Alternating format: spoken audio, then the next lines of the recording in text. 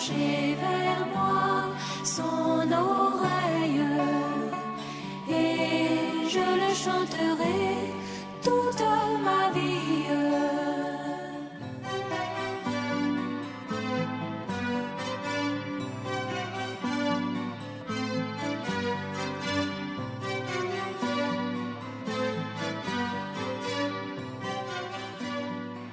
Frère Jérôme, tu veux monter ici? 1 minute.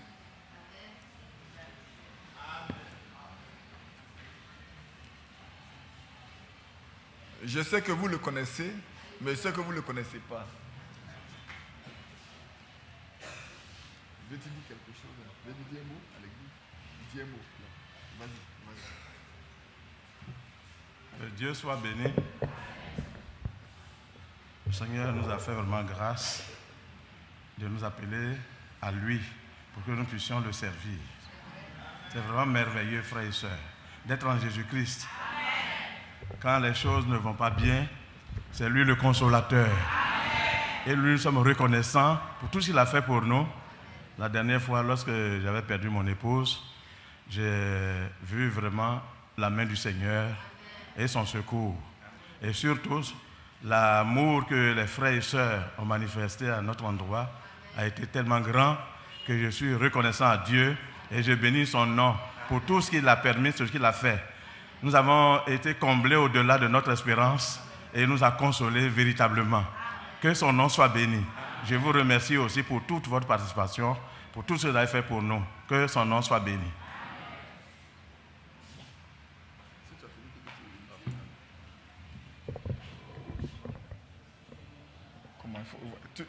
Redresse ton appareil. Que Dieu soit béni. Je dis beaucoup le connaissent, mais beaucoup ne le connaissent pas. Vous savez, si vous arrivez aujourd'hui dans la zone de San Pedro, dans toute la zone de San Pedro, s'il y a des frères, s'il y a des sœurs, vous devez bénir le Seigneur par le moyen de ce frère qu'il a utilisé. Il était le tout premier croyant de la zone. Nous, on le connaît depuis ces temps-là, où on partait, vous savez, on partait les soirs, on quittait Abidjan, les vendredis soirs, on voyageait toute la nuit, on arrivait là-bas. Notre soeur qui est partie dans la gloire aujourd'hui, vous arrivez à 3h, 4h du matin, elle vous attend. Elle prépare le soir, elle sait que vous allez arriver, elle fait la table pour vous. Et quand vous arrivez, elle se lève pour prendre soin de vous, pour réchauffer le repas, pour vous donner à manger, pour s'occuper des restes. Et puis après, vous partez vous coucher. Et le matin, très tôt, elle est déjà debout encore pour préparer le petit déjeuner avant qu'on ne commence la journée. Amen. Elle a lavé les pieds des saints. Je pouvais parler ainsi.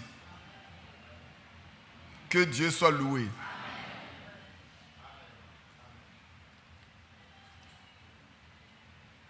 Que Dieu bénisse son mari. Que Dieu bénisse ses enfants. C'est pour ça que le jour au mariage de sa fille, où elle a mal fait, mais elle est très humble. Elle était très humble, parce qu'elle n'est plus au milieu de nous maintenant. Alors je peux parler du passé. Et quand elle a fait ce qu'elle a fait, on n'était pas d'accord, on est parti la voir. Le soir même, elle a dit, frère, demain matin, je vais me tenir devant les frères pour demander pardon par rapport à ce que j'ai fait. Et le matin, quand on est parti à l'église, elle était là, elle s'est levée. Elle a donné pardon à toute l'église. Il y a tous les frères qui étaient là. Ce n'est pas donner à tout le monde de pouvoir s'humilier, de reconnaître son tort et de demander pardon. Ce n'est pas demander à tout le monde.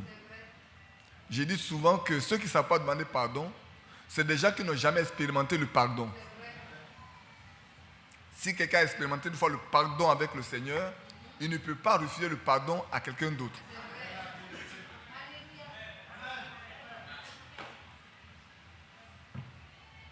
Mais quand vous avez expérimenté le pardon, vous pouvez pardonner. Sinon, vous ne pouvez pas pardonner. Or, si vous ne pardonnez pas, votre Père ne peut pas vous pardonner non plus. Et souvent, nos échecs Nos faiblesses proviennent de là. Que le Seigneur nous bénisse. Je pense qu'on va continuer de poursuivre notre test. Quels sont ceux qui arrivent pour la première fois, qui lèvent la main? Ceux qui arrivent pour la première fois dans cette église. Je ne vous vois pas bien. Levez-vous, levez-vous. Pour vous lever. Que Dieu vous bénisse. Voilà. Il y a aussi des jeunes gens. Voilà un autre. Que Dieu vous bénisse. Que Dieu vous bénisse. Asseyez-vous. Maintenant, peut-être il y a des choses qui vont être un peu plus difficiles à comprendre. Mais on comptera sur le Seigneur pour les rendre plus simples. Pour chacun de nous. Nous sommes en route pour la cité céleste. Ce n'est pas une religion, ce n'est pas un groupe de religieux. Vous voyez à côté, si vous faites le tour là, vous aurez beaucoup de religieux. Il y a beaucoup de missions aujourd'hui partout. Des jeunes gens, à peine ils sortent du sein de leur mère, qui deviennent des prophètes, des pasteurs, des docteurs, des évangélistes. Ils deviennent des chasseurs de démons. Et partout. Voilà à côté là, ça change seulement. Si vous asseyez toute la journée, vous allez voir combien de minutes on consacre à la parole de Dieu. Mais la chose pour laquelle on se réunit, c'est pour la parole de Dieu. Aujourd'hui, ce n'est pas ça. Hein. Dans les régions, ce n'est pas ça. C'est pour chercher des moyens pour attirer les gens, pour les captiver, pour les garder dans une ambiance humaine, pour faire croire qu'ils sont des croyants. Ici, par la grâce de Dieu, je pense qu'on est en train de nous enlever tous les coussins dorés, doués plutôt, afin qu'on ne puisse plus rester dans le nid. Il va y avoir des morceaux de bois qui vont nous piquer. C'est bon de piquer par moment. Je sais que ça fait un peu mal, mais quand ça pique, ça ne dort pas. J'espère qu'on ne va pas dormir ce matin. De toute façon, vous pouvez compter sur moi. Ah, les jeunes filles ont commencé par revenir encore devant. Mais maintenant, il n'y a pas d'appareil ici pour vous filmer. Si quelqu'un dort, je vais le réveiller moi-même. Je vais descendre et puis aller le réveiller la personne. Parce qu'il y en a qui savent bien danser. Tout à l'heure, vous avez vu, ils ont bien dansé. On était parti au Ghana une année en convention. Le frère Isaac est là. Quand c'était les mois de cantique là, tout le monde était réveillé. Et puis à peine la prédication a commencé, que tu vois, il y en a qui ont mis des nattes, il y en a qui sont assis là, et puis ça dort. Et puis dès que la prédication est finie, on a commencé un cantique, tout le monde s'est réveillé. À la fin, on se demande si on vient à l'église pour chanter, danser, ou bien pour écouter la parole de Dieu. Parce que la foi vient de ce qu'on entend, et ce qu'on entend vient de la parole de Christ. Si vous n'avez pas entendu la parole de Dieu, qui est prêchée par le Saint-Esprit qui est donné depuis le ciel, vous ne pouvez pas avoir le salut. Vous ne pouvez pas être sanctifié. Vous ne pouvez pas être purifié. Vous ne pouvez pas être lavé. Il nous lave par l'eau de la parole. Et si la parole de Dieu qui vient pour nous laver, là, nous n'entendons pas, nous ne pouvons pas être lavés. C'est vrai, non? Que Dieu soit béni. Frère Ali, tu veux prier pour nous ce matin? Avant que nous commençons le culte, la parole de Dieu plutôt. Gloire à Dieu. Notre Dieu et notre Père, voici tes enfants rassemblés. Oui, Jésus. Pour recevoir ce que tu as préparé pour eux avant la fondation du monde. C'est vrai. Certainement, ton serviteur a assisté à ton conseil très tôt le matin. Tu as déposé en ses mains ce que tu as pourvu. Oui, c'est vrai. Il va l'apporter certainement. Mais nous demandons que tu l'éclaires et que nous qui allons écouter, nous soyons aussi éclairés. Oui, c'est vrai. Afin que celui qui lit et celui qui écoute, que tout soit béni. Amen. Amen. Utilise ton serviteur Oui, c'est vrai. et que la parole qui va être apportée soit une source de bénédiction pour chacun. Au nom de Jésus. Afin que toi, tu sois glorifié et honoré.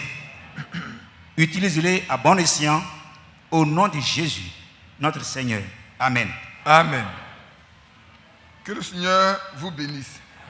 Nous allons reprendre dans notre test de Hébreu. Il y avait des choses que je devais dire la fois dernière lors de notre. Et puis bon, je suis passé là-dessus. Et j'étais heureux quand on écoutait Frère Franck, qu'il soit revenu sur ça. Et une chose même que j'avais notée également, j'avais dit une fois que je voulais faire la comparaison entre notre temps et le temps de Moïse, entre le ministère, entre comment Dieu a connu Moïse et Frère Branham, que nous voyons que nous sommes vraiment privilégiés aujourd'hui. Mais nous allons nous lever d'abord pour lire la suite de Hébreux chapitre 4 là, qui va servir d'introduction à tout le reste. Je crois que nous étions au verset 15, nous allons lire le verset 15 et 16, et puis nous allons poursuivre.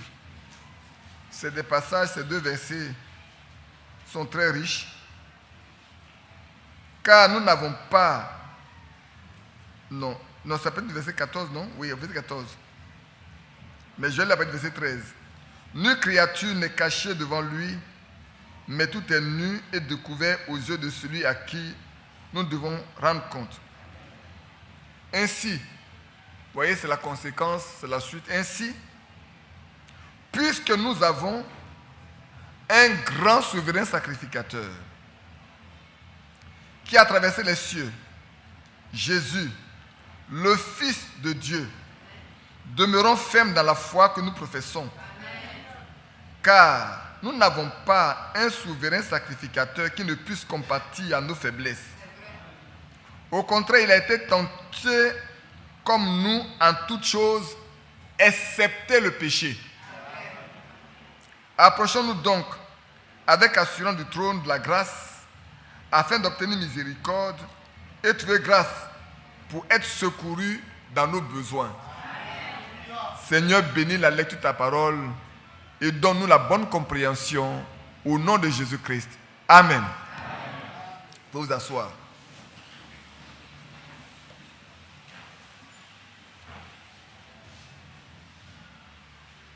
Maintenant, avant de revenir à mon texte, je disais il y a 2 dimanches que si vous prenez les 7 actes de l'Église et que vous prenez chaque ange et que vous vous reportez dans l'Ancien Testament, vous allez vous rendre compte que le ministère de Paul, de Irénée, de Colomban, de Martin, même le ministère de Pierre, de Jean, n'ont pas été écrits dans l'Ancien Testament. Par contre, concernant l'an du 7e âge, son ministère est bien identifié dans l'Ancien Testament. Pour nous montrer que ce qui s'est fait en ce temps, qui se fait en notre temps, est d'une grande importance.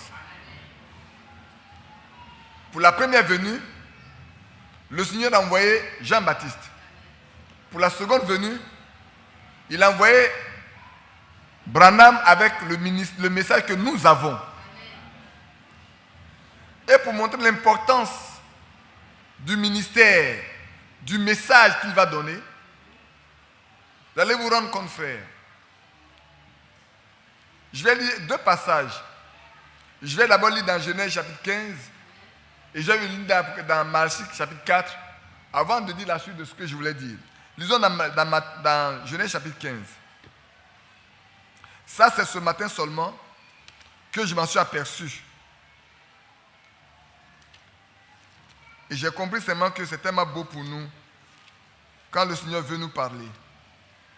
Dans Genèse 15, on peut lire à partir du verset, je crois que j'ai noté versets 13 et 14. Et l'Éternel dit à Abraham, sache que tes descendants seront étrangers dans un pays qui ne sera point à eux. Et ils seront servis et on les opprimera pendant 400 ans. Mais je jugerai la nation. Retenez bien le mot, je jugerai la nation. C'est tellement important. Vous pouvez l'écrire quelque part.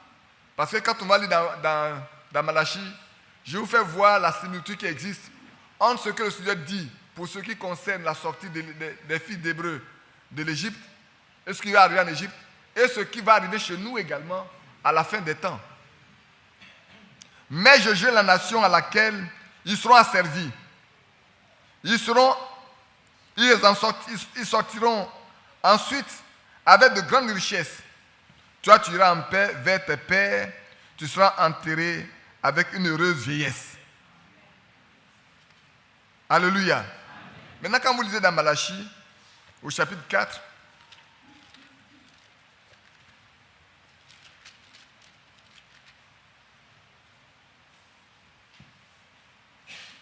voici, je vous enverrai Élie le prophète avant que le jour de l'Éternel arrive, le jour de l'Éternel arrive. Ce jour grand et redoutable, il ramena le cœur des pères à leurs enfants et le cœur des enfants à leurs pères, de peur que je vienne frapper le pays d'interdit. Ici également, il y a un jugement qui va avoir. Est-ce que vous comprenez? Dieu parle d'un jugement qui va frapper le pays. De même qu'il a frappé le pays d'Égypte avant leur sortie. Pour nous, ça sera après notre sortie. Parce qu'il veut nous sortir avant de frapper le pays. Les autres, il les a menacés, il les a jugés pour qu'ils puissent les laisser sortir. Mais en prévision de ça, il a préparé quelqu'un. Parce qu'il sait que le temps dans lequel les gens vivaient, ils étaient des esclaves. C'est vrai. Mais vous savez, il y a des gens qui préfèrent être en prison que d'être dehors. Oui. Il y a des hommes qui préfèrent être en prison que être libres. Et le Seigneur connaît le cœur de ces hommes-là. La preuve est que dans le désert, il y en a qui disent, mais nous, on préfère aller manger nos oignons. On préfère être esclaves et manger nos oignons que de venir mourir dans le désert. Et pour les convaincre à sortir, parce que vous avez vu comment c'est passé, Dieu a dû donner à Moïse lui-même des signes. Il en a donné 2. Et frère Franck en a parlé dimanche passé. Il lui a donné les 2 signes. Regardez bien frère, la similitude. Pour nous, l'élite de la fin des temps, et également compte tenu de l'incrédulité qui existe, de l'évolution de la science, Dieu lui a donné 2 signes. Alléluia. Dieu lui a donné 2 signes. Si le premier ne convainc pas, le second devait convaincre. De même que de l'autre côté, si le premier ne convainc pas, le second devait convaincre. Frère, c'est important. Vous allez vous rendre compte que Dieu a visité personnellement Moïse. Alléluia. Dieu a visité personnellement Moïse. Il a parlé personnellement à Moïse. Il lui a donné de voir la colonne de feu. En notre temps, Dieu a parlé personnellement à Branham. Il s'est révélé à lui dans une colonne de feu. Oui, frère, c'est important. C'est la main par qui Dieu a fait beaucoup de guérisons également, par la main de Moïse. Oui, frère. Même le serpent des reins. Moïse, quand le Dieu veut juger, si Moïse intervient, le Seigneur arrête. Quand la plaie va frapper, qu'il intervient, le Seigneur arrête. En notre temps, Dieu a donné également un don de guérison puissant à notre frère. Au point où les maladies qui étaient les plus crées n'avaient pas de pouvoir devant ce don-là.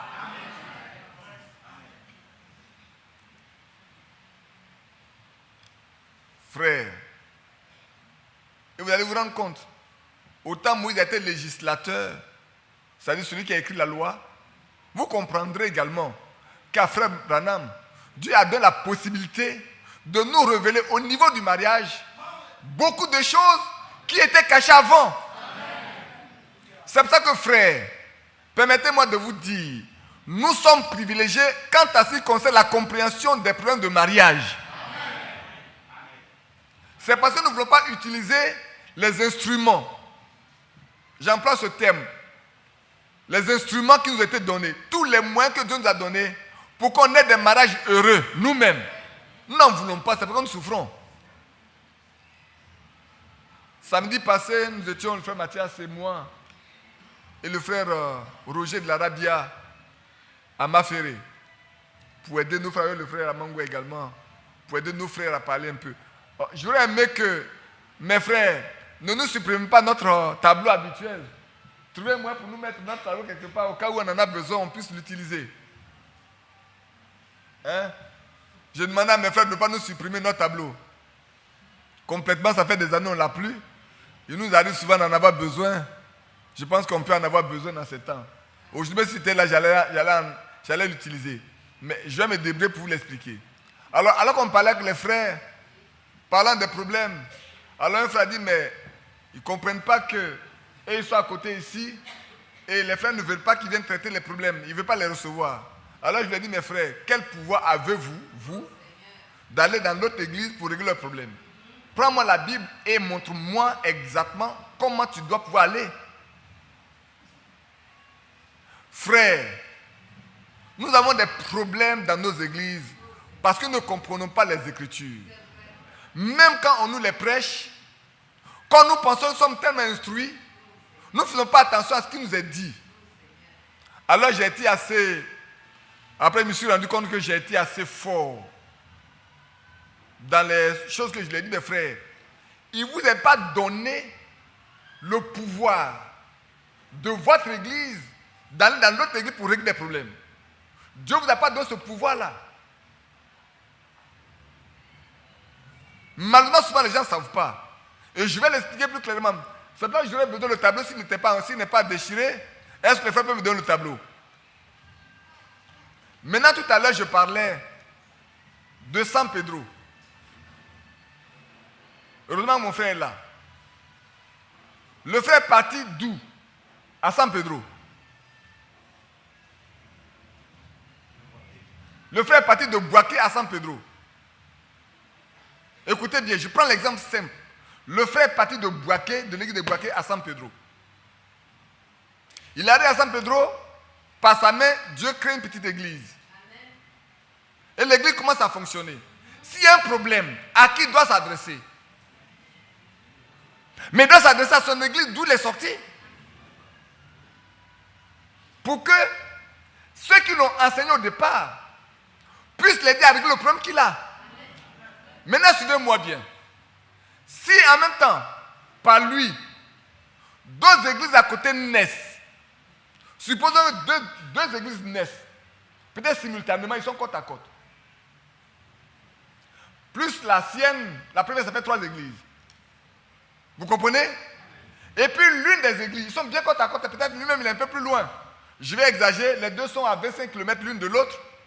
Et puis, entre lui et les autres là, il y a au moins 100 km. Comme ça va dire, mais il est loin.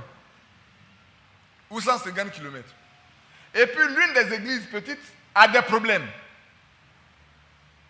Qui doit aller régler le problème? Est-ce que l'autre église, parce qu'il est à côté, doit s'immiscer dans l'autre? Il n'a aucun pouvoir. C'est pour ça que Frère Franck parle souvent des ministères locaux et des appels à aller. Quand on ne peut pas faire la différenciation entre ce qui est local et ce que Dieu envoie, on crée des problèmes.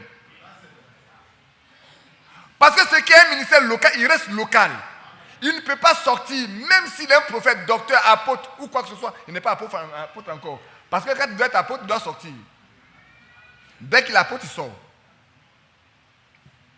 Évangéliste, docteur, pasteur, même prophète. Aussi longtemps que Dieu ne lui a pas dit va en dehors de ton église pour cette œuvre, il doit rester localement. C'est seulement ceux que le Seigneur appelle à sortir parce que leur ministère est reconnu à l'intérieur de l'église qui doit partir. Alors je dis frère, parce que vous êtes à côté, quel pouvoir vous avez pour aller régler ce problème-là? C'est seulement ceux que le Seigneur a établis pour régler les problèmes qui doivent pouvoir aller régler les problèmes. Mais vous, quel pouvoir vous avez? Parce que souvent, on a un esprit de région. Dans nos églises, nous sommes de telle région, alors telle région va régler ces problèmes. Mais dans la Bible, malheureusement, je ne sais pas, ce matin encore, j'ai regardé, j'ai pris la carte, cette carte-là. qui montre l'ensemble des églises qui est au temps de Paul. Leur positionnement. Quand je regarde, je n'ai pas vu à Lys, les gens sortis de Lys parler avec les problèmes à Icône. Nous, les gens d'Éphèse, allaient à Corinthe. N'y vont que ceux que Paul envoie. Amen. Amen. Quand il y a un problème à Colosse, et qu'ils apprennent, il envoie quelqu'un. Si c'est à Éphèse, il envoie quelqu'un. C'est pour ça qu'il pouvait dire à Tite, je t'ai laissé en Crète, pour que tu règles les problèmes sur la Crète. Amen. Crète, ce sont des îles. Voilà Crète ici. Peut-être que vous ne voyez pas, prenez votre Bible. Voilà l'île, les îles de Crète. C'est des îles. Et dans ces îles-là, l'apôtre Paul dit qu'il y a des églises. Et pour chacune des églises, il doit aller établir de l'ordre. Pourquoi n'a-t-il pas pris quelqu'un d'autre? C'est le temps de mettre de l'ordre dans nos églises. Amen. C'est vrai. Ainsi donc, frère, alors je leur donnais le message de frère Branham. Il dit, se tenir aux côtés de Christ. Dans ce message, frère Branham décrivait le processus, disant que s'il lui va quelque part, et qu'il prêche, et que les gens se convertissent, et qu'il lui parle, mais s'il n'y a personne là pour pouvoir entretenir ceux qui ont cru, mais ils vont mourir. Mais Dieu va susciter au milieu d'eux des gens pour tenir cette église. Et puis, également du milieu d'eux, peut-être certains vont parler du Seigneur à d'autres qui vont croire. Et puis, il va aller ainsi de suite. Mais si la troisième, la quatrième église a un problème, ils doivent revenir à la source. C'est pour ça que, frère, quand il y avait des problèmes à Antioche ou ailleurs, les gens sont revenus à Jérusalem pour voir les anciens, pour voir les apôtres qui étaient là. Ce n'est pas les apôtres qui sont partis vers eux. Aujourd'hui, on demande aux autres d'y aller. Parce qu'on ne veut pas venir. C'est bon d'inviter, on va partir. C'est bon d'inviter, ils vont aller. Mais vous qui avez des problèmes, vous devez vous déplacer pour faire comme la Bible dit. Il faut qu'il y ait de l'ordre au milieu de nous. Je sais que ce que je prêche, ce n'est pas seulement pour vous qui êtes ici. Beaucoup l'entendront, beaucoup l'écouteront, et beaucoup l'écoutent même à cette heure-ci où je parle. C'est pour ça que j'insiste, pour qu'on sache comment se conduire alors que nous sommes à la fin des temps. Qu'est-ce que je peux encore ajouter dans cette comparaison-là?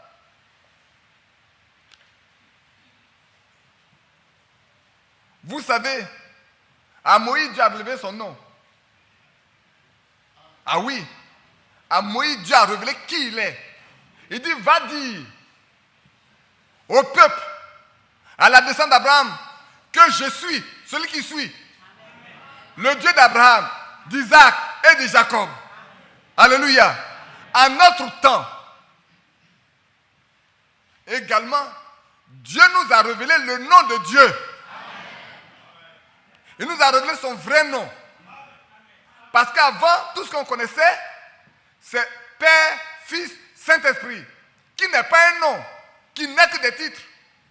Mais en notre temps, nous savons le nom de notre Dieu, c'est Jésus, Christ. C'est pour ça qu'on dit c'est le Seigneur Jésus-Christ. C'est pour cette raison que, frères et sœurs, nous ne pouvons pas être baptisés en autre chose qu'en son nom. Parce que si nous devons devenir l'épouse de Christ, nous devons porter son nom. Maintenant, vous voyez dans le monde aujourd'hui, les gens sont tellement renversés. Mais il y a encore des femmes qui, qui ont encore un bon sens. Je parlais encore à une jeune fille, une jeune demoiselle, qui voulait faire un enfant. Elle dit, mais maintenant chez vous là-bas, là, c'est l'égalité où? Dans vos foyers, il n'y a plus de chef. Elle dit non. Moi, mon mari est mon chef. Je n'ai pas à discuter de ça. Les gens peuvent écrire ce qu'ils veulent. Je n'ai pas à discuter de ça. Mon mari est mon chef. Que les gens veuillent, que les gens ne veuillent pas, ce qu'ils ont écrit ne me concerne pas. Et nous alors? Nous ne sommes pas concernés par ça. Ça ne nous concerne ni aujourd'hui, ni demain, ni après-demain, ni pour l'éternité. Ça ne nous concerne pas. Au commencement, Dieu a dit, quand le péché a eu lieu, elle a dit, désormais, tous tes désirs se porteront vers ton mari. Et lui dominera sur toi. Amen. Les gens pensent que c'est des hommes qui ont établi la domination sur la femme. Ce n'est pas l'homme, c'est le créateur. Amen. Maintenant, écoutez-moi bien. Ceux qui pensent qu'ils n'ont pas de créateur peuvent faire ce qu'ils veulent. Parce qu'ils ont pour descendants des singes. Comme le singe ne connaît pas son grand-père, et puis ne connaît pas son père, alors ils peuvent dire que pour lui, il n'y a pas de... Même les chimpanzés, même les macaques, même les gorilles, ils connaissent des chefs. Vous voyez comment l'homme est tombé bas? L'homme est tombé tellement bas. Ce qu'un chien ne fait pas, l'homme le fait. Alors, entre l'homme et les animaux qui a de l'intelligence, non, je ne parle pas de tous les hommes. Nous, on est intelligents. Nous, on est intelligents. Comme c'est écrit dans Ésaïe 40, toutes les nations sont comme un goutte d'eau qui tombe d'un seau. Ou comme le grain de poussière sur la balance. Ils ne pèsent pas du tout. Les nations ne pèsent pas devant Dieu. Mais nous, qui lui appartenons, nous pèsons plus qu'une nation. Frères, sœurs, écoutez-moi bien. À cause d'un seul fils, à cause d'une seule fille, Dieu peut détruire toute une nation. Dieu peut le faire. À cause d'un seul fils qui lui appartient. Parce que c'est comme vous touchez à la prunelle de son œil. Ainsi donc, vous voyez le privilège qu'on a aujourd'hui, frère, de savoir que ce que nous avons, que nous prêchons, vient de ce que Dieu, au commencement, a préparé ça pour cette heure. De ce que si quelqu'un néglige ça, il ne néglige pas celui qui parle. Si quelqu'un ne fait pas de ça, ce n'est pas d'un homme qu'il est question, c'est du Dieu vivant qui ne veut pas. De même que frère, au temps de Moïse, alors qu'il partait pour la terre promise, comme nous partons sur la terre promise, beaucoup ont méprisé cette terre promise. Ils se sont laissés emporter par le diable. Au point ils sont révoltés, ils sont morts dans le désert. Aujourd'hui encore, à notre temps, alors que nous partons pour la terre promise, beaucoup se laissent prendre par le diable. Et ils marchent dans des doctrines qui les lient au diable. De ceux qui sont déjà morts. Même vivants, ils sont morts.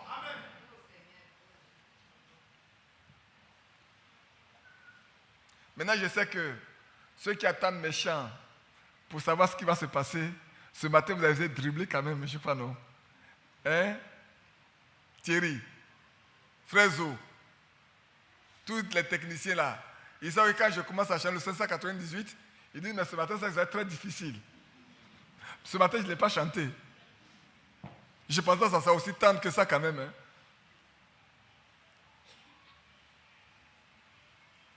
Oui, frère. Les gens se laissent emporter sans savoir que nous avons une vie précieuse qui nous attend. Il n'y a rien de plus précieux, frères et sœurs, que de monter au ciel.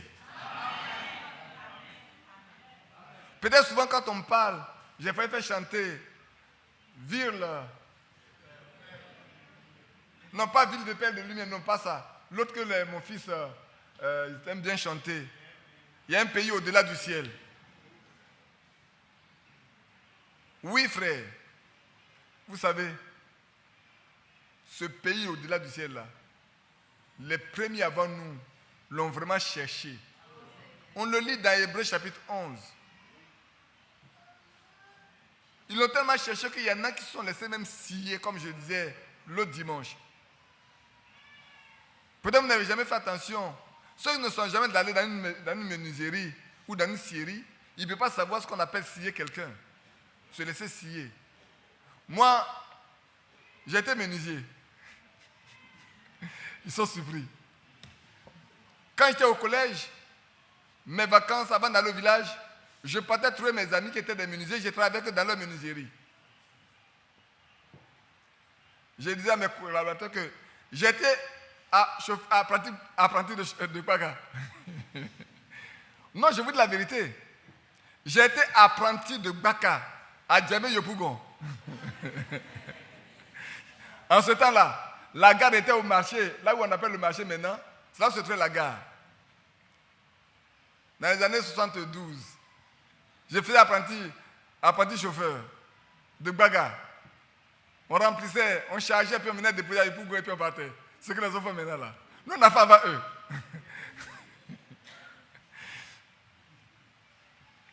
Ça vous surprend. On dit, mais cet homme-là, il ne va jamais cesser de nous surprendre. Oui, c'est vrai. J'ai fait ça.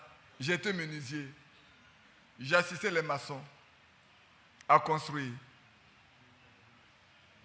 J'ai fait des petits métiers comme ça tout en étant à l'école. Et vous devez savoir, frère, que nous avons un grand trésor. Quand on nous dit que la ville que nous avons est pavée d'or, et qu'on nous donne la qualité des pierres précieuses qui sont dedans, ces pierres après lesquelles les gens courent aujourd'hui, nous devons nous estimer les plus heureux. Souvent, ça me fait moi-même mal. Je dis, Seigneur, ouvre un peu mes yeux pour que je voie de l'autre côté. Alors, certainement que tout ce qui est ici va pâlir. Peut-être même j'aurai le courage de dire, j'abandonne tout ce que je fais. Je vais te servir, même si je dois mourir de faim. Je sais de quoi ce que je vous dis ici, Dieu au ciel sait que je le lui répète tous les jours.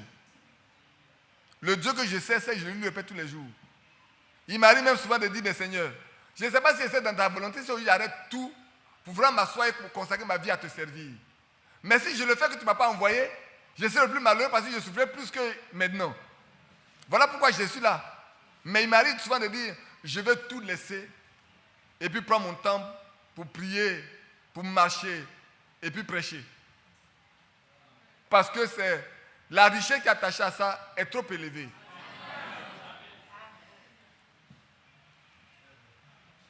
Aider des hommes et des femmes à aller au ciel. Il n'y a rien de plus précieux que ça. Si vous voyez que souvent, on prend des positions assez difficiles, comprenez-nous.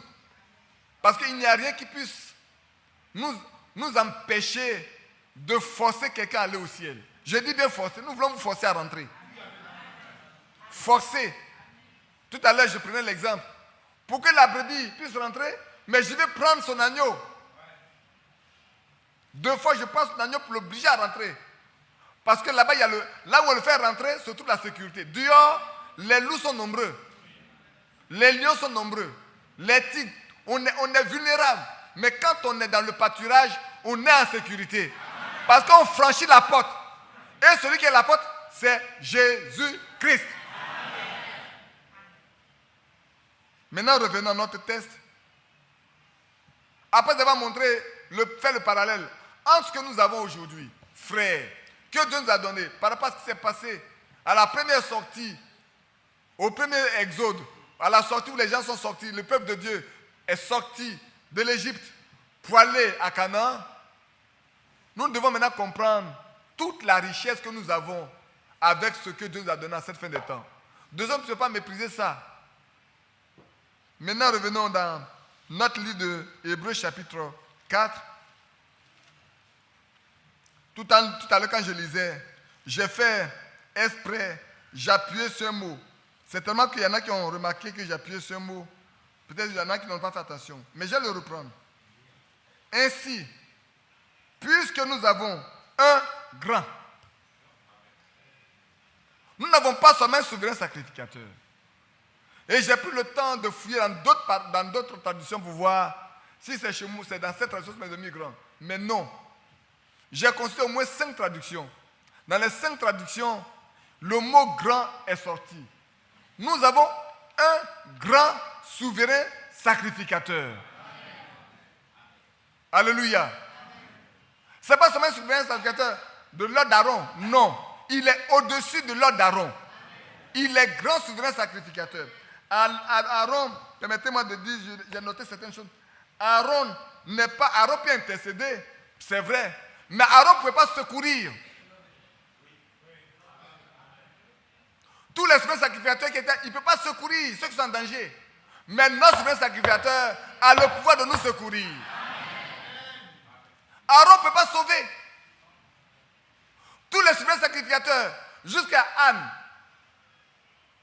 Caïphe, il ne peut pas sauver. Mais nous, notre souverain sacrificateur, il a la capacité de nous sauver. Les autres souverains sacrificateurs ne peuvent pas guérir. Il ne peut guérir personne. Bien au contraire, quand un lépreux est purifié, il faut qu'il aille montrer qu'il est purifié. Mais notre souverain sacrificateur a le pouvoir de purifier des lépreux.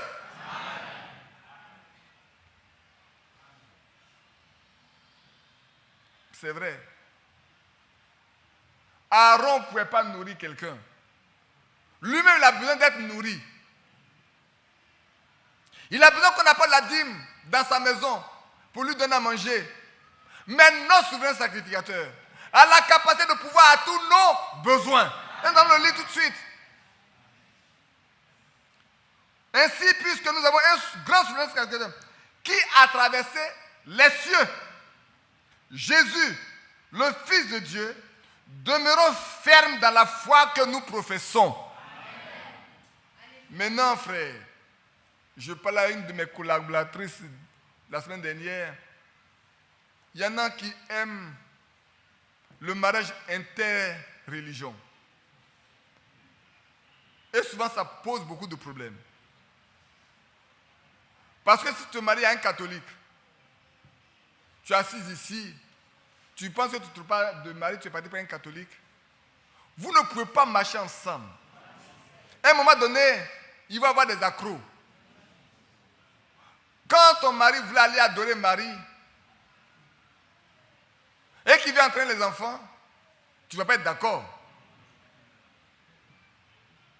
N'est-ce pas? Quand tu viens envoyer les enfants à l'église, alors que lui doit aller adorer Marie, vous allez vous déchirer. Vous n'avez pas la même foi. Frère, j'aime le dire, le redire. Je n'ai pas la même foi que le catholique. Parce que je n'ai pas le même Dieu. Je n'ai pas la même foi que l'Assemblée de Dieu. Parce que je n'ai pas le même Dieu. Je n'ai pas la même foi que le baptiste. Que le méthodiste. Parce que si c'est la même foi que lui, nous devons adorer ensemble. Je ne peux adorer qu'avec ceux avec lesquels j'ai la même foi. Et c'est ça que l'apôtre Pierre peut dire. Dans Hébreu, dans 2 Pierre, chapitre 1. Je vais le lire avec vous simplement. Simon Pierre, serviteur et apôtre de Jésus-Christ, à ceux, uniquement à ceux qui ont reçu en partage une foi du même prix que la nôtre. Je ne sais pas pourquoi l'apôtre Pierre peut permettre d'écrire. Parce que certainement, en leur temps, il y avait beaucoup de foi. Tous ceux qui enseignaient autre chose que ce que Pierre enseignait avaient leur foi. Mais Pierre parle à ceux qui ont reçu le même message que lui, qui croient comme lui. Parce que la foi a été transmise une fois pour toutes aux saints. On peut le lire dans Jude. Et je dis, au verset 3, bien-aimés, alors que je désirais vivement vous écrire au sujet de notre salut commun, je me suis senti obligé de vous envoyer cette lettre pour vous exhorter à combattre pour la foi qui a été transmise aux saints une fois pour toutes. Pas tout le monde, mais aux saints. Tous ceux qui sont en dehors de la bonne doctrine, ce ne sont pas des saints. Parce que ce qui sanctifie, c'est le Saint-Esprit, c'est la parole de Dieu pure.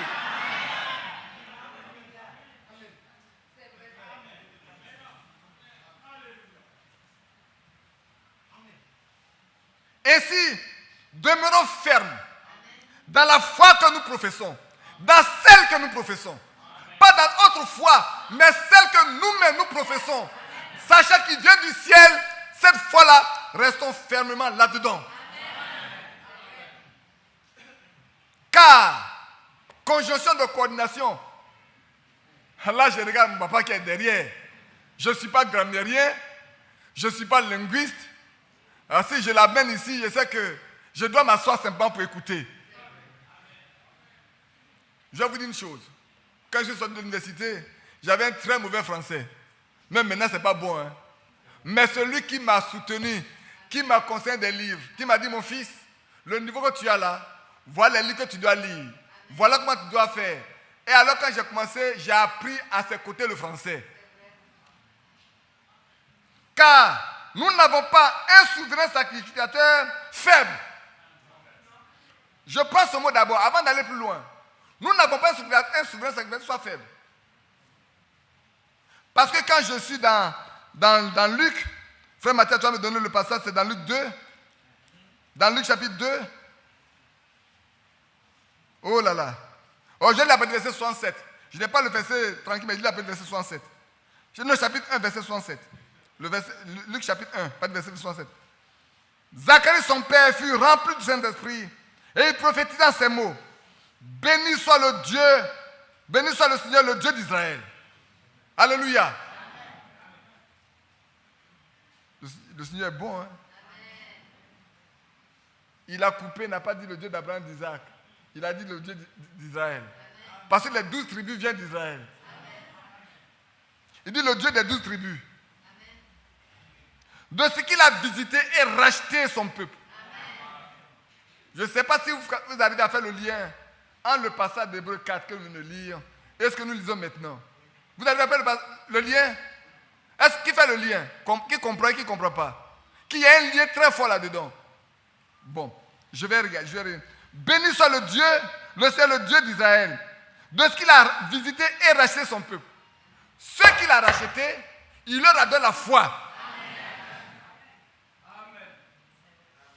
À ceux qui l'ont reçu, il leur a donné le pouvoir de devenir enfants de Dieu. Amen.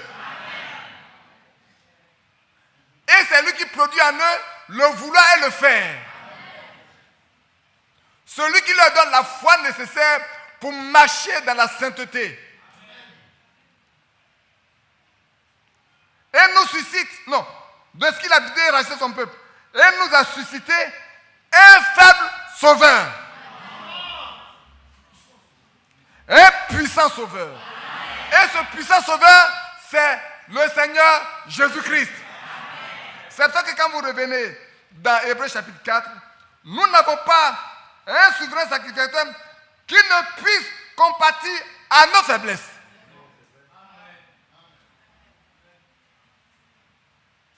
Il sait que nous sommes faibles. Il connaît nos faiblesses. C'est pour ça que quand vous lisez au début au verset 13, il dit, nulle créature n'est cachée devant lui. Mais tout est nu et découvert aux yeux de celui à qui nous devons rendre compte. Il connaît tout. Seulement, il attend que nous venions à lui dans ce que nous sommes, afin qu'il nous rende forts. N'a-t-il pas fait la promesse à Pierre? Paul pouvait dire, quand je suis faible, c'est alors que je suis fort. Par celui qui me fortifie.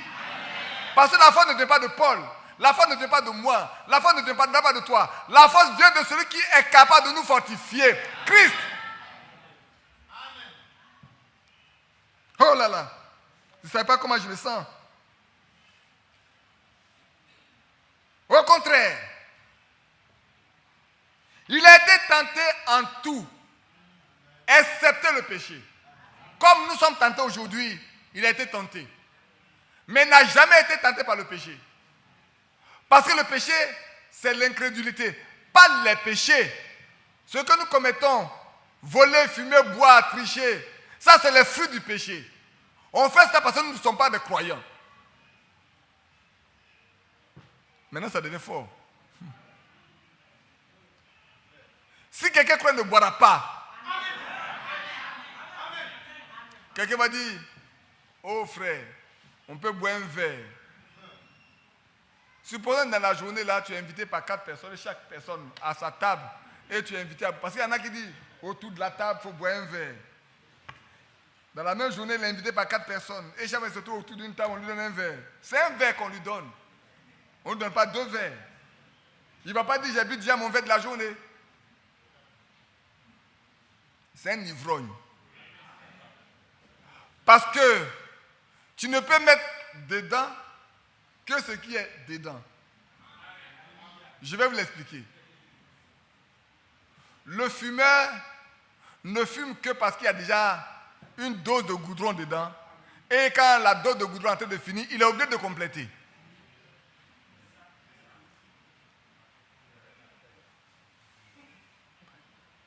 Chez nous, les financiers, on appelle ça appel de fonds. Il a un peu de fonds, il a utilisé et c'est en train de finir. Donc, il fait un appel de fonds complémentaire. On appelle ça appel de fonds. Ainsi, le soulard, quand il a bu, l'alcool a fait un peu d'effet dans son corps. Et quand l'effet est en train de partir, il faut qu'il complète. Pour rester lui-même. Parce que son corps est habitué à ça. C'est des soulards. Celui qui a le Saint-Esprit en lui, quand il sent qu'il y a un peu de faiblesse, il veut recourir au Saint-Esprit. Il n'a aucun autre désir. Sa source, il veut rester toujours connecté à Jésus-Christ. Mes frères qui êtes en ligne, excusez-moi si vous buvez, mais je vous dis la vérité. C'est parce que vous avez la source de la boisson en vous. Demandez au Seigneur d'enlever cette source de la boisson et qu'il vous remplisse le Saint-Esprit. Et je suis persuadé que si vous avez le Saint-Esprit, vous n'aurez jamais envie de boire. Ne discutons pas. Hein. Je sais qu'on se regarde à travers Internet. Vous me voyez, moi je ne vous vois pas. Mais je vous dis, si vous voulez, jusqu'à la fin de l'année, on peut se rencontrer. Vous me donnez rendez-vous dans votre pays, je viendrai. J'ai la possibilité de voyager. Mais prenez votre temps, jeûnez, priez, jusqu'à ce que vous ayez le Saint-Esprit. Que Dieu vous accorde le Saint-Esprit. Et puis dites-moi si vous avez encore pu boire une seule goutte. Je ne dis pas un verre, mais une goutte d'alcool. À moins que ce soit la Sainte Seine. Parce qu'à la Sainte Seine, vous obéissez à un ordre divin. Ce n'est pas la tentation qui vous amène à boire l'alcool à la Sainte Seine. Mais en dehors de la Sainte Seine, vous êtes tenté parce qu'il habite en vous.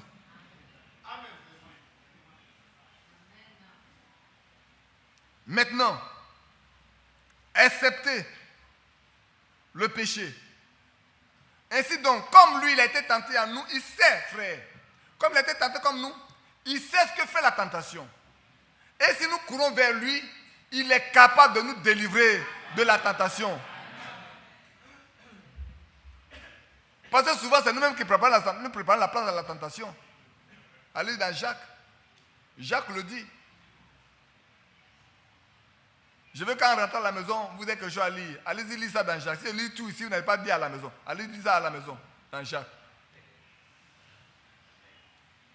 Maintenant, c'est un passage qui est très riche. Maintenant, regardez bien.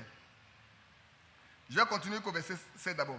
Approchons-nous donc, avec assurance, du trône de la grâce, afin d'obtenir miséricorde et de trouver grâce pour être secouru dans nos besoins. Maintenant, frère, pourquoi nos besoins ne sont pas satisfaits? Pourquoi souvent nous avons des problèmes avec nos besoins ne sont pas satisfaits?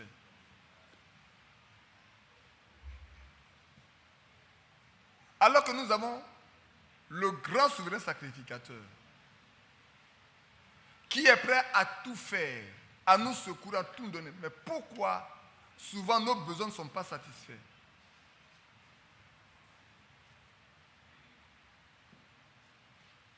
Je vais lire d'abord avant d'arriver là avec vous. J'ai beaucoup de passages. Si je vois que le temps passe, je vais vous les donner, vous allez les lire à la maison. Mais on m'a dit quelques passages quand même avec vous. Allons dans Romains chapitre 4 d'abord. Vous parlez toujours de ça. Et puis à revenir. Romains chapitre 4. On va lire juste le verset 23. Si je ne me trompe pas, non, le verset 15 à 16. Le verset 15 à 20 plutôt. Verset 15 à 20. Lisons 3. Romains 4, excusez-moi. Qu'est-ce qui m'arrive ce matin? Romains 4.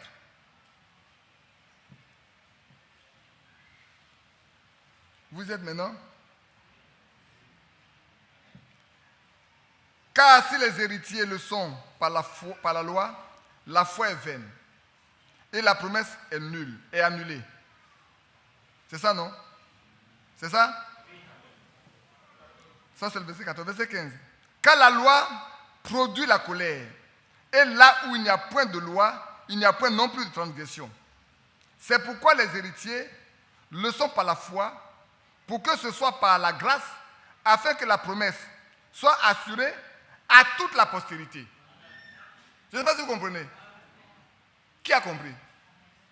La promesse de nous secourir, la promesse du salut, la promesse de la bénédiction que Dieu a dit à Abraham, c'est pour qui? C'est pour toute la postérité.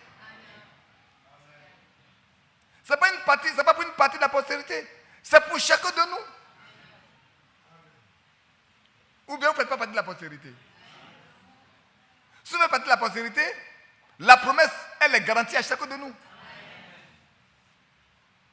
Non seulement à celle qui était sous la loi, mais aussi à celle qui a la foi d'Abraham. Vous comprenez pourquoi j'ai dit, on n'a pas tous la même foi. Parce que tous ne sont pas descendants d'Abraham. Mais nous qui sommes descendants d'Abraham, nous avons la même foi que lui. Donc nous avons accès aux mêmes promesses. Qui a la foi d'Abraham, notre Père, à tous. Selon qu'il est écrit, je t'ai établi Père d'un grand nombre de nations. Il est notre Père devant celui auquel il a cru. Dieu, qui donne la vie aux morts et qui appelle les choses qui ne sont point comme si elles étaient. Maintenant, frère, quel besoin que nous avons qui n'existe pas? Quelle situation que nous connaissons qui n'existe pas? Parce que même si ça n'existe pas, Dieu est capable d'appeler cela à exister. Maintenant, regardez ce qu'il a fait pour Frère Branham. Frère, ce qu'il a fait pour Frère Branham, il peut le faire pour nous. Sinon, on pense que c'est ça, Frère Branham l'a fait. Non. Quand il a écrit les écritures pour Frère Branham, il peut le créer pour nous. Oui, frère. Peut-être pour nous, ce n'est pas les besoins d'écriture. Mais pour nous, c'est quoi? Est-ce un problème de mort? Et que nous voulons ramener la vie? Mais c'est une question de mort pour venir à la vie. Il est capable d'envoyer le mort à la vie. Puisque dans notre siècle, il a fait. Est-ce un problème d'enfant, ma fille?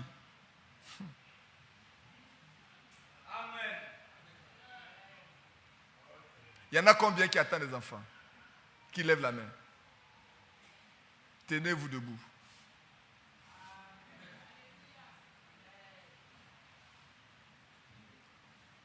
Père Céleste, nous lisons ce qui est écrit ce matin. Tu nous demandes que les choses qui n'existent pas, tu as la capacité de les apporter à exister. Voici tes enfants tenus debout, qui attendent des enfants depuis qu'aujourd'hui, la stérilité disparaisse. Que tu crées en eux et en elles toutes les dispositions nécessaires pour que l'année 2014 ne passe pas. Et qu'ils reçoivent, selon ton bon plaisir, des enfants.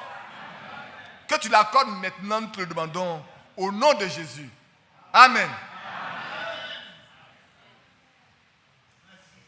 Il est celui qui appelle à l'existence les choses qui n'existent pas. Si nous croyons le même Dieu, parce que ce qui empêche que nous recevons ça, c'est parce que nous doutons de lui. Nous ne devons pas douter, frère. Nous devons croire qu'il est capable de le faire. Rien ne peut résister. C'est pour ça qu'on dit, tout est possible à ceux qui ne croient pas. Tout est possible à celui qui croit. Tout est possible. Ce matin, mon frère Mathieu vous a lu une chose de Anne, la mère de Samuel. Mais c'est une stérile. Dans un foyer rivale.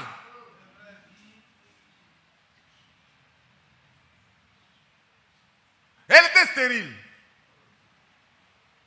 Oh, ça a duré pendant combien d'années, je ne le sais.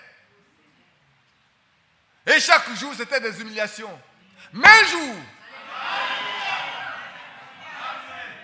c'est un mec qui est souvenu que Sarah, stérile, a accouché. Elle s'est souvenue que Rebecca, stérile, a accouché. Et qu'elle aussi, elle est descendante d'Abraham. Et qu'elle est fille de Sarah. Est-ce que Dieu a fait pour Sarah? Dieu est capable de le faire pour elle. Et qu'elle réclamait que Dieu le fasse pour elle. Et Dieu le lui a donné.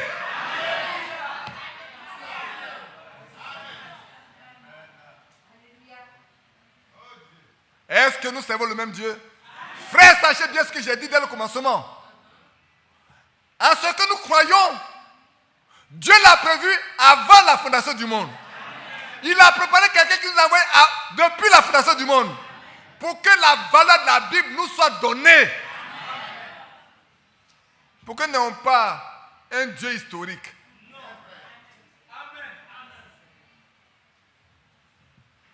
Que Dieu te bénisse.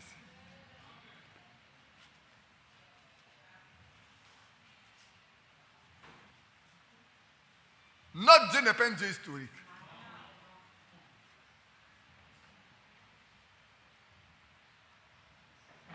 Il est le Dieu d'aujourd'hui. Les œufs ont été créés pour Branham. Mais des affaires peuvent être créées pour vous. Les emplois peuvent être créés pour vous.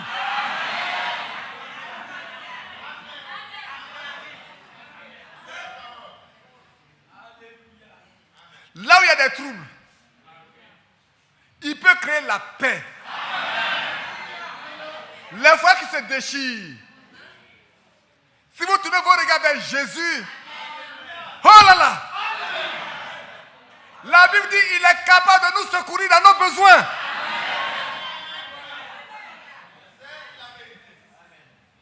Il est capable. Mais vous savez pourquoi ça ne marche pas? Disons dans Matthieu 5.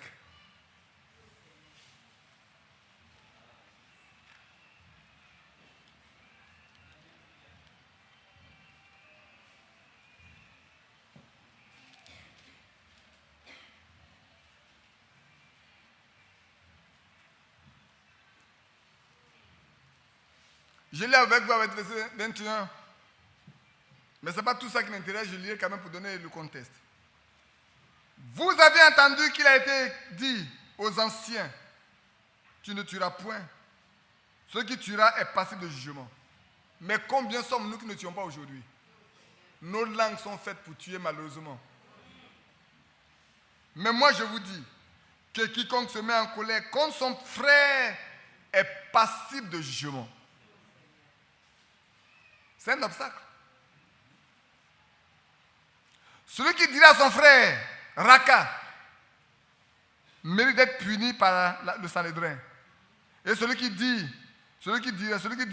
insensé, mérite d'être puni par le feu de la géhenne.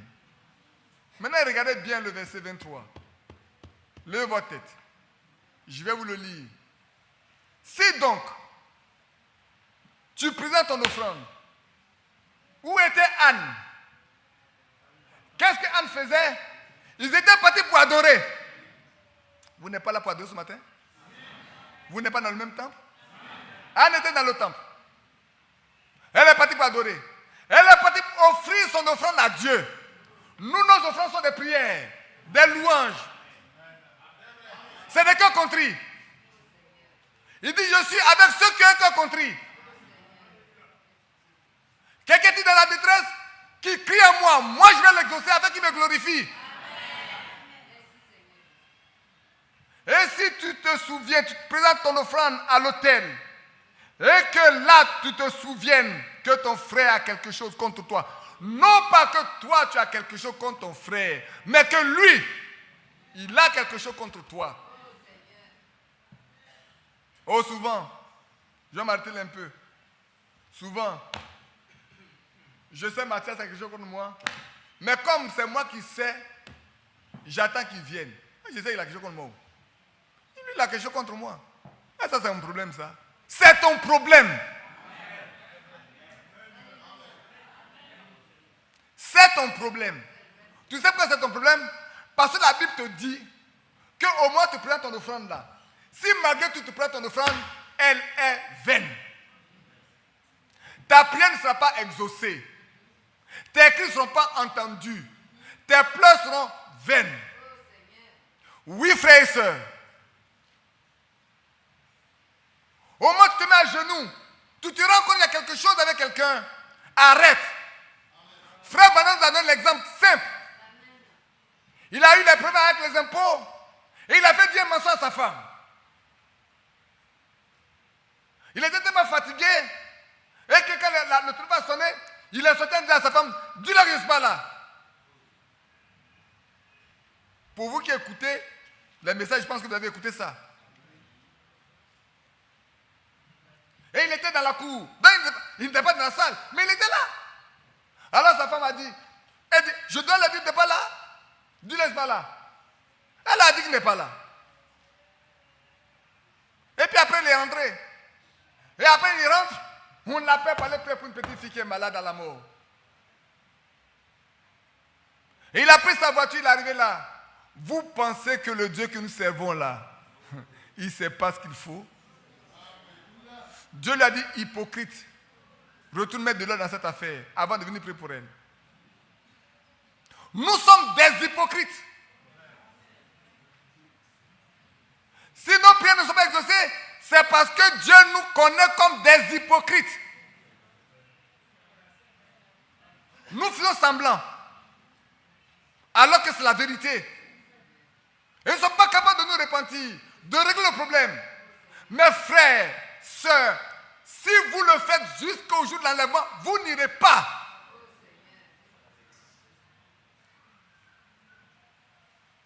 Si à lui, qui a été prévu pour nous, dans la Bible, et par qui Dieu a donné un message, a été repris comme je vous le dis, que en sera-t-il pour nous?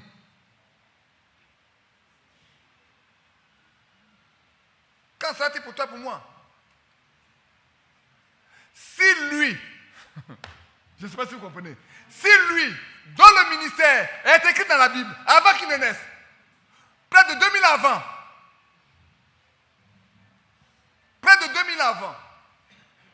son ministère était pris dans la Bible. Dieu le connaissait. Dieu savait. Pour lui, si Dieu l'a traité comme hypocrite, et qu'il a refusé qu'il pose la main sur la petite fille pour prier pour elle, et qu'il doit d'abord aller régler le problème avant de venir, quand sera-t-il de vous et de moi?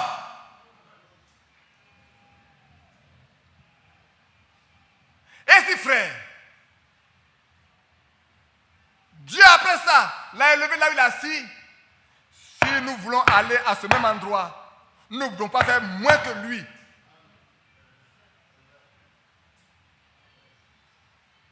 En ce moment, Dieu serait injuste de l'avoir repris et de nous laisser tranquilles. Oh là là, je pense que je ne vais pas aller loin. Vous voyez, avec 2 versets, je ne suis même pas allé loin du tout.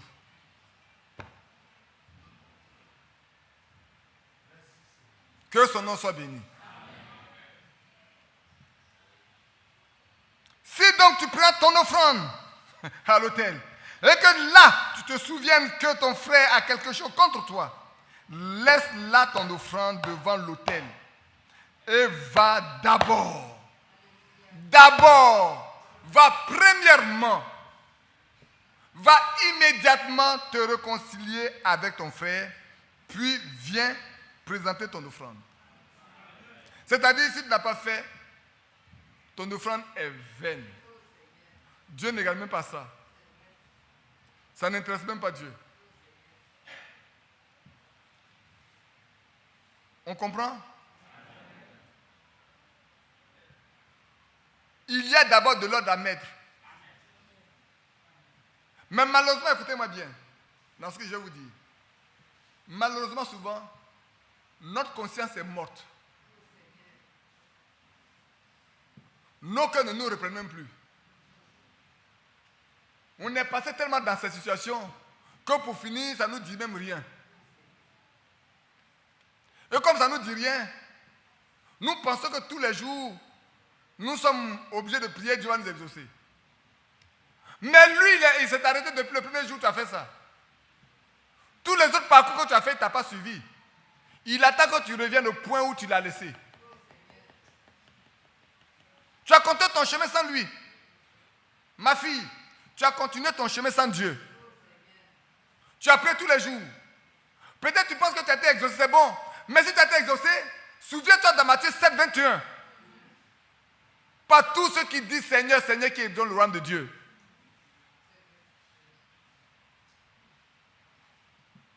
Oh, nous, ce n'est pas seulement pour les besoins, les biens, mais c'est pour la vie éternelle.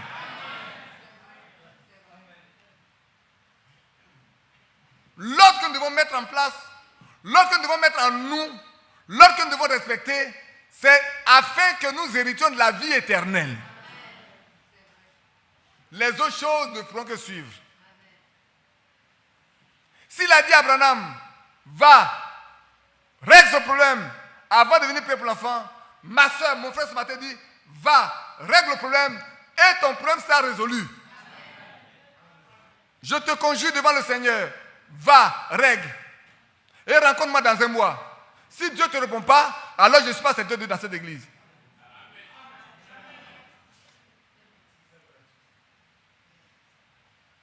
Parce que je suis persuadé que si tu vas te mettre de l'ordre, tu auras la réponse.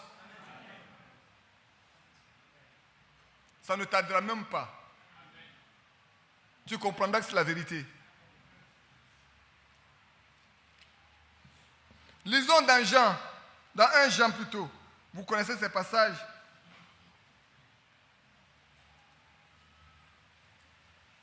Je lis à partir du verset 18. 1 Jean 3. Petits enfants, n'aimons pas en parole et avec la langue, mais en action et en vérité. Par là, nous connaîtrons que nous sommes de la vérité et nous rassurerons nos cœurs devant lui. Alléluia. Qui veut rassurer son cœur devant le Seigneur? Voilà ce que Dieu nous demande. De ne pas aimer en parole. Vous savez, je ne vais pas vous prêcher l'amour ce matin, mais vous savez de quoi il est question. Car si notre cœur nous condamne, Dieu est plus grand que notre cœur et il connaît toutes choses. C'est pas ce qui est écrit dans Hébreux chapitre 4 que nous disons là.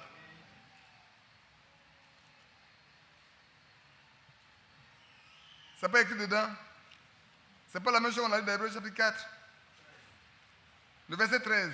Nulle créature n'est cachée devant lui, mais tout est nu et découvert aux yeux de celui à qui nous devons rendre compte. Où pourrons-nous aller sans lui? Que pourrons-nous faire sans lui? Absolument rien du tout. Bien-aimés, si notre cœur ne nous condamne pas, nous avons de l'assurance devant Dieu. Quoi que ce soit, oh là là, j'aime bien ce mot-là. Quoi que ce soit, c'est pas moi qui l'ai dit. C'est l'Esprit de Dieu qui l'a dit par la bouche de Pierre de Jean et qui l'a fait écrire. Quoi que ce soit, je vais un peu exagérer. Est-ce un bateau? Est-ce un avion? Est-ce la résurrection de la mort de mon fils? Est-ce la fertilité de ma femme? Ou de mon mari? Est-ce un emploi pour mon fils, ma fille? Quoi que ce soit que nous demandions, nous le recevons de lui.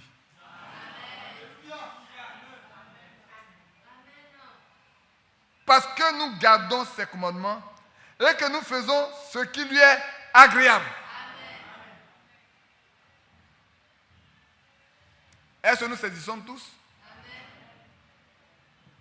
Si nous faisons ce qui est agréable à Dieu, si nous gardons ses commandements, et que nous n'aimons pas en parole,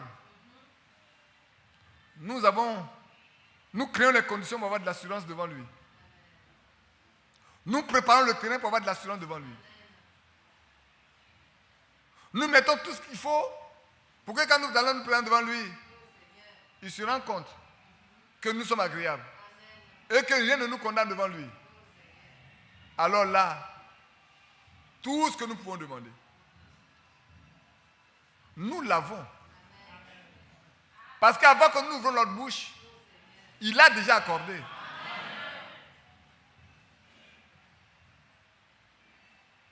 Que son nom soit béni. Pourquoi?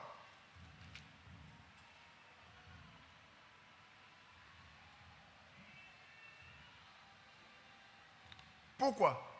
Parce que regardez le chapitre 6, verset 13. Lorsque Dieu fit la promesse à Abraham, ne pourra jurer par un plus grand que lui, il jura par lui-même. Ah, ça vous ne comprenez pas? Frère, nous sommes la conséquence. Notre situation est la conséquence de la promesse que Dieu a faite à Abraham. Nous bénéficions de tout ce que Dieu a fait à Abraham comme promesse. C'est pour cela que quand Christ est venu et qu'il a donné sa vie en tant que souverain sacrificateur et qu'il a offert, je ne suis pas encore arrivé là, l'offrande, et que tout a été donné, dès l'instant où nous remplissons les conditions, comme vous venez le voir, lui, il ne peut pas se refuser de nous l'accorder parce que la promesse de nous bénir a été faite à Abraham depuis. Toutes les nations seront bénies en ta postérité. Et la postérité, notre la question, c'est Jésus. Et quiconque est en Jésus est béni de lui.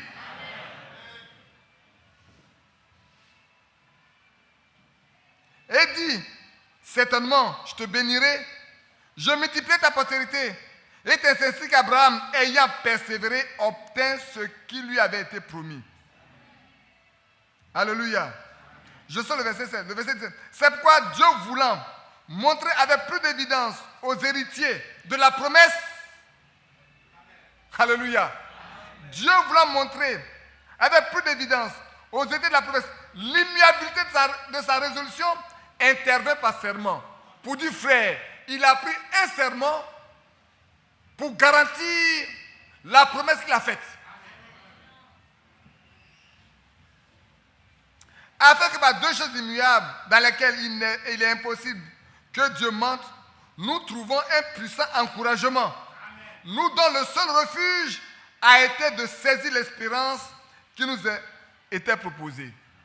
Quelle espérance nous a été donnée? C'est de venir à Christ pour la vie éternelle. Et avec ça, nous avons toutes les promesses. Que ce nom soit béni. Cette espérance, nous l'attendons. Non. Nous la possédons comme une encre de l'âme. Oh, il n'y a pas de tableau. Vous voyez les grands navires. Nous, on travaille au port. Les grands bateaux, où il y a des bateaux de 300 mètres, 350 mètres de long. Ces grands navires, ces bateaux font plus de 7 étages par moment. Hein. Quand vous arrivez au port, vous avez un navire en haut là-bas. Là. Souvent, il y en a jusqu'à 7 ou 10 mètres de profondeur dans l'eau. La partie qui est submergée, là, qu'on ne voit pas. Où il y a des bateaux qui font 14 mètres qui sont dans l'eau. La partie de 14 mètres est dans l'eau. En haut, là, vous avez encore plus de 10 mètres. C'est un truc de 24 mètres de hauteur. Ils font plusieurs étages. Ces grands bateaux, vous voyez là. Quand il y a la tempête, c'est-à-dire que j'ai une encre là. Une encre, c'est un appareil, un genre de fer qui est comme ça et qui est comme ça. Quand il le jette, ça va jusqu'au fond là-bas pour s'accrocher à quelque chose. Et c'est celui-là, cette chose-là, cette chaîne, avec cet appareil-là qui est jeté dans l'eau, qui est pas accroché à quelque chose là, qui va maintenir ce grand poids de plusieurs tonnes. Pendant tout le temps, il est là, il ne peut pas aller nulle part. C'est ça que le maintient. Et c'est ce qu'il nous montre ici. Et dimanche prochain, on ne sera pas là certainement, mais l'autre dimanche, si Dieu permet que nous parlions, je souhaiterais avoir mon tableau. Comme ça, il est dessiné, que vous voyez l'importance de ce qui est écrit ici. Cette espérance, nous la possédons comme une encre de l'âme. C'est-à-dire que cette espérance-là, notre âme est accrochée à ça, comme le bateau s'accroche à quelque chose par cette encre. Alléluia. De sorte que rien ne peut le mouvoir, le déplacer, le sortir de là. Quelle que soit la tempête.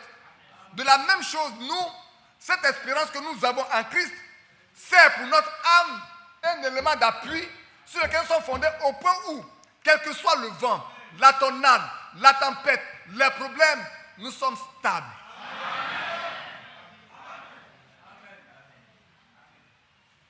Rien ne peut nous mouvoir. Nous sommes stables en lui. Nous sommes tranquilles. Parce que nous savons que cette tornade va passer. Cette tempête va passer. Ce problème va le résoudre. La situation va être ôtée. Et nous allons continuer le chemin. Là où Jésus est entré pour nous, comme précurseur, ayant été fait souverain sacrificateur pour toujours. Selon, on va pas regarder parce qu'il est déjà midi. Je voudrais que vous allez déjeuner. Je ne vais pas aller à midi et demi. On va arrêter puis on va poursuivre. Quand on va revenir, parce que nos frères d'Agboville ont souhaité qu'on vienne les voir. Ça fait longtemps qu'ils demandent, on va aller les voir. Mon frère Mathias a été déjà là-bas. Mais ils ont appelé pour qu'on puisse aller les voir. Je vais devoir peut-être certainement aller avec le frère Ali. On va aller ensemble les voir. Là où Jésus est rentré pour nous, frères, regardez bien, où Jésus est rentré. Jésus est descendu du ciel pour mourir pour nous, pour verser son propre sang. N'est-ce pas?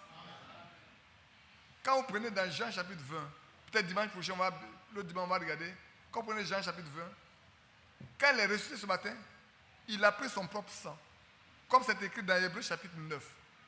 Il a pris ce sang parce que le souverain sacrificateur, selon l'ordre d'Aaron, est obligé de prendre du sang pour aller dans le lieu très saint, pour faire l'expiation, pour obtenir l'expiation du péché du peuple.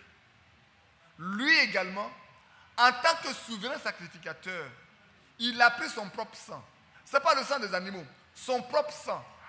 Parce que sans effusion de sang, il n'y a aucun pardon de péché. Si nous, nos péchés doivent être pardonnés, il faut du sang. Et il a pris son propre sang et il est rentré dans le lieu très saint pour l'offrir une fois pour toujours.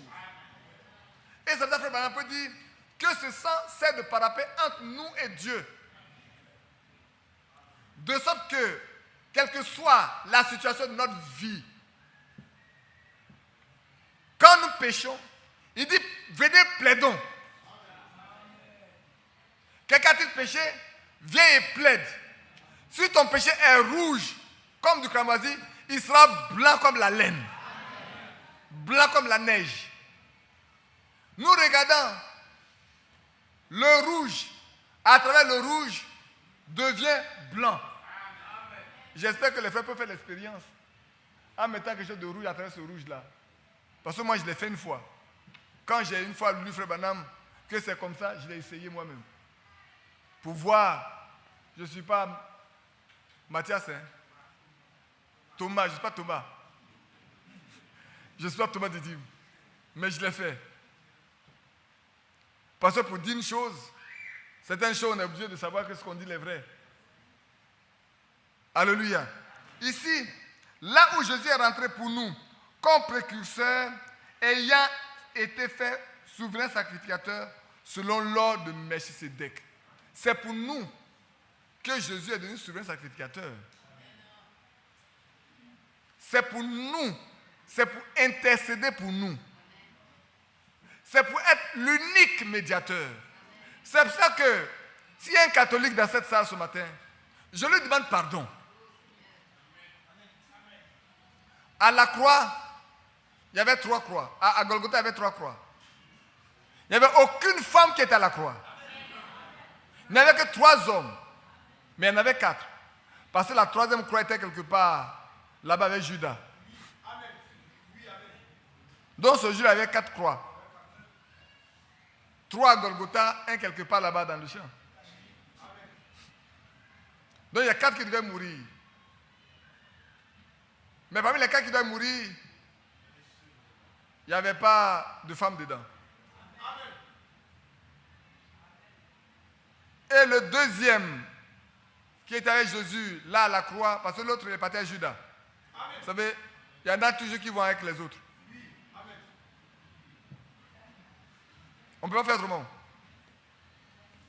Je ne sais pas si vous comprenez. Il y en a qui sont faits pour partir. De partir avec les autres. Mais il y en a qui sont faits pour rester avec celui qui est bon. Et alors là-bas, ils se sont partagés. Il y a un qui a choisi Jésus. Il a dit, toi et moi là, nous méritons ce que nous souffrons. Mais lui, il a fait quoi? Et puis tu l'insultes. Souviens-toi. Quand tu viendras là, souviens-toi. Il dit même ce soir même. Oh, c'est beau, hein. Bien aimé frère, je ne sais pas si vous comprenez bien ce que le Seigneur a dit à cet instant précis. Je ne sais pas si vous comprenez. Il dit ce soir même. C'est-à-dire qu'il n'a pas besoin de demander pardon à quelqu'un. Il n'a pas besoin de plaider auprès de quelqu'un. C'est lui qui prend la décision.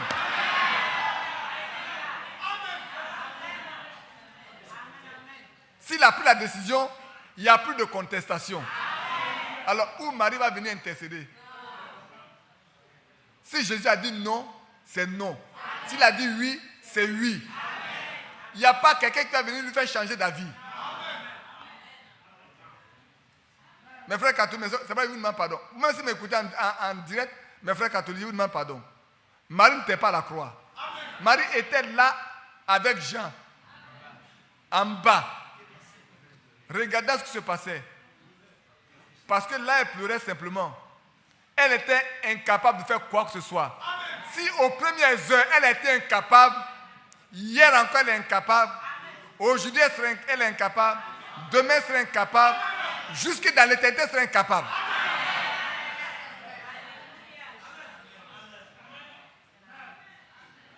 Maintenant, regarde ce qui s'est passé. C'est celui qui a été à la croix qui va lui trouver un soutien. Elle n'a pas trouvé de soutien à celui qui est à la croix. Hein. C'est celui qui était à la croix qui va lui trouver un soutien. Jean, voilà ta mère. Prends-la avec toi. Et vous dites, et vous pensez qu'une telle femme-là, elle va aller demander pardon pour changer son avis. Ça ne marche pas. Et ça ne peut pas marcher aujourd'hui. Maman Marie. Les miracles que vous obtenez de Maman Marie là, c'est le diable. Quelqu'un a dit ceci. Les gens oublient que les communions là, c'est la même chose que les catholiques font.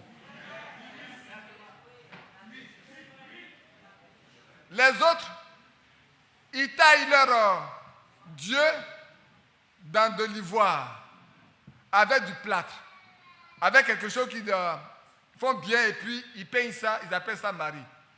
Ils appellent ça Jésus, ils appellent ça Joseph, ils appellent ça quoi? Ici, là, combien là, ils vont prendre du bois.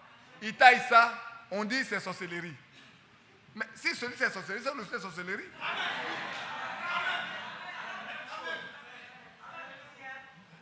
Maintenant, regardez bien. Et ça, je n'ai pas passé ça avant. Hein. Les autres s'habillent en blanc, les autres s'habillent en blanc. Vous n'avez pas compris. Les communs s'habillent en blanc. Les prêtres et les dames s'habillent en blanc. C'est pas la même sorcellerie.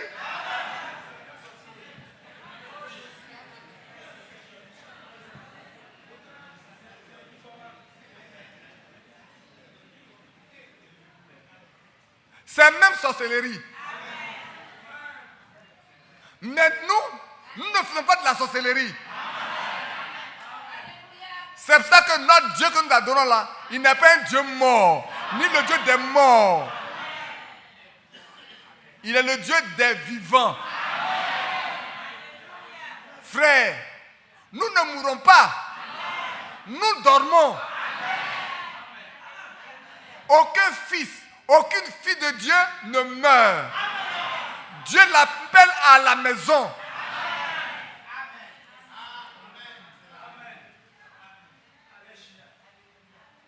On ne meurt pas. Si on meurt, est-ce qu'on peut revenir à la vie? Non. C'est pour nous qu'il a été fait souverain sacrificateur. Pour être assis là, comme l'unique médiateur, pour intercéder. Oh, quel privilège. Il est là, il joue le rôle d'avocat. Pour toi et pour moi. Quand tu tombes et que tu cries, avant même qu'on dise condamné, il dit non. Je prends position pour lui. Parce qu'il prend position pour moi. Frère, c'est pour ça que nous devons prendre position pour lui dans tous les domaines.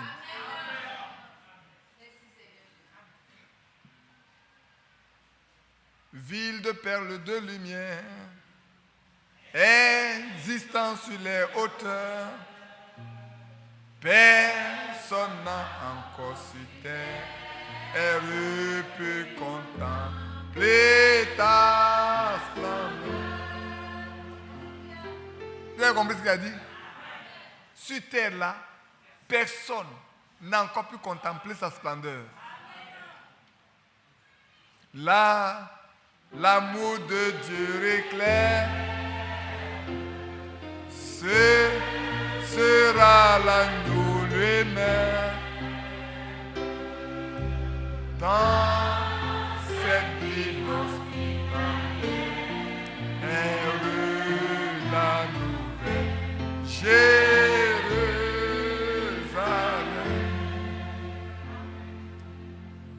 C'est là où la gloire abonde, où l'arbre de vie fleurit, où le fleuve de vie en deux de ses flots se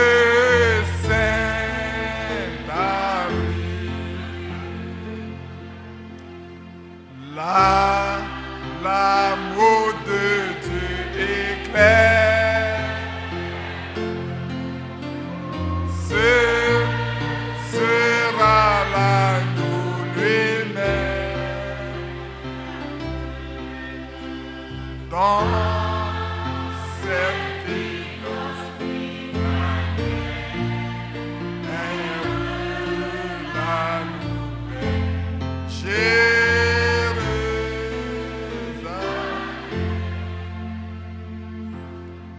quand les pèlerins arrivent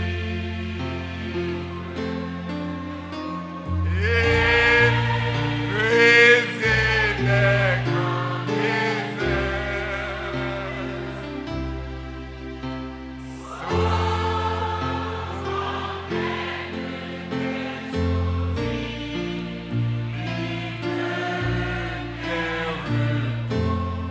leur est ouvert. Alléluia, l'amour de Dieu. Et ce sera l'agneau lui-même. Dans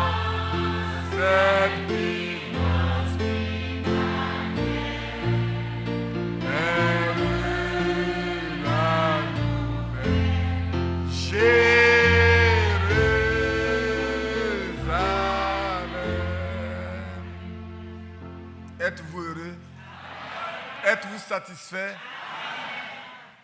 Qui l'aime? Oh, je l'aime. Oui, je l'aime. Parce qu'il m'a aimé. Est-ce que vous l'aimez vraiment? Et a donné sa vie pour moi.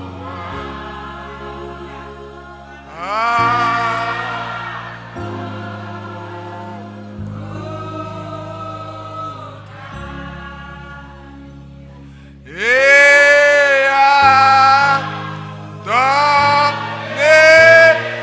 sa vie pour moi.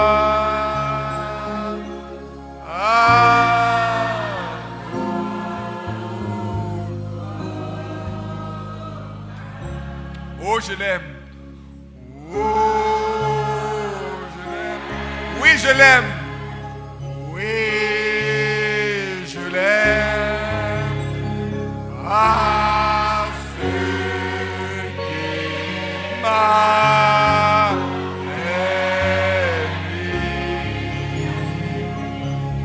Et a donné sa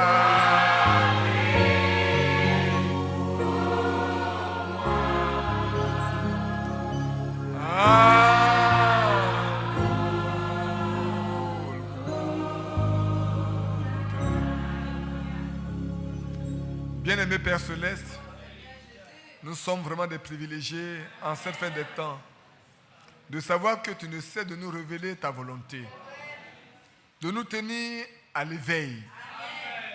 Sois béni, sois remercié, sois glorifié, exalté. Nous ne sommes rien, nous sommes nus, nous sommes découverts, nous sommes devant toi.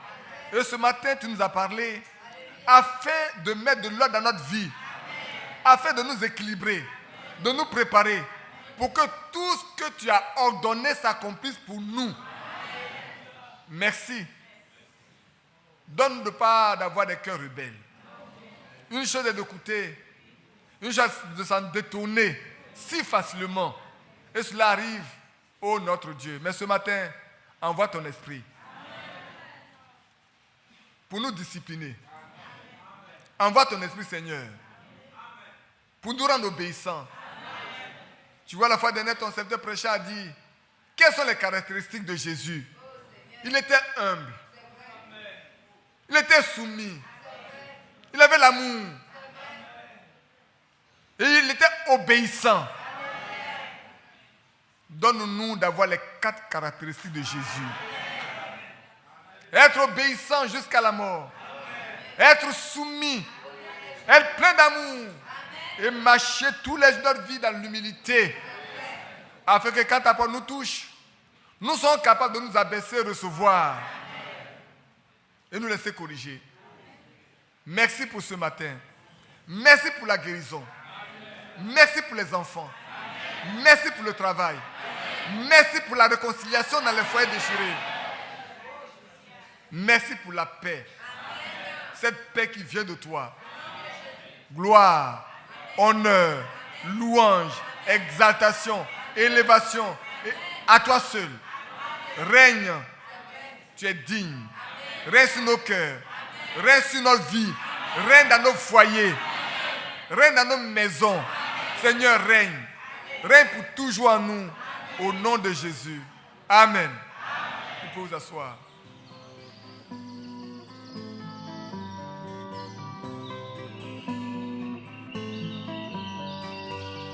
J'aime l'Éternel, car il entend ma voix. Il a penché vers moi son oreille, et je le chanterai toute ma vie.